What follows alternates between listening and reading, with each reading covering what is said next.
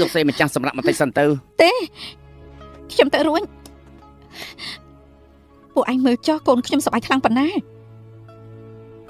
ខានឃើញគេមានក្តីសុខបែបនេះយូរហើយប៉ុន្តែពួកខ្ញុំទៅលេងរួចហើយលោកស្រីបីសាច់ព្រីទឹកចេញមកអុកឡឹកអ្នករបស់ជាង10នាក់ទៅជួយជាបន្ទាន់ញ៉ាំហើយចាំទទួល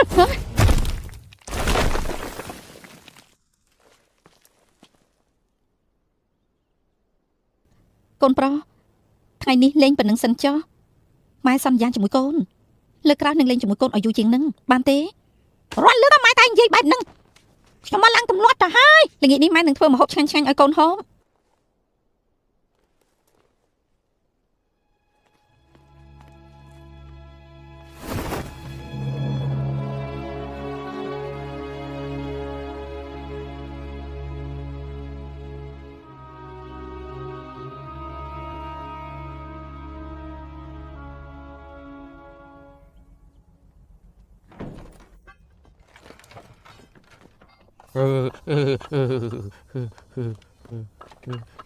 ខ្ញុំប្រាប់ពួកឯងពីនេះលោកគ្រូថៃអ៊ីឲ្យពួកឯងមកការពារមិនមែនឲ្យមកជាអាយ៉ងឡើងសម្ដែងនោះទេកុំឲ្យណាចាចេញទៅបង្កបញ្ហានៅក្រៅទីលោកស្រីទុកចិត្តចោះទីតាំងដែលខ្ញុំត្រូវខ្លាប់មើលគឺខាងត្បូងលើកបណ្ណាចារត់ទៅខាងជើង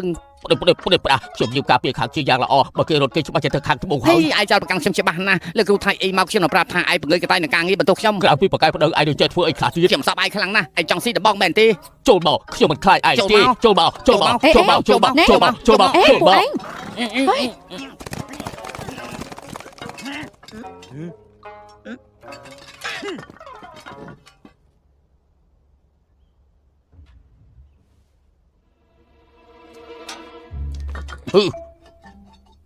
យ៉ាងម៉េចមើលស្អីហ្នឹង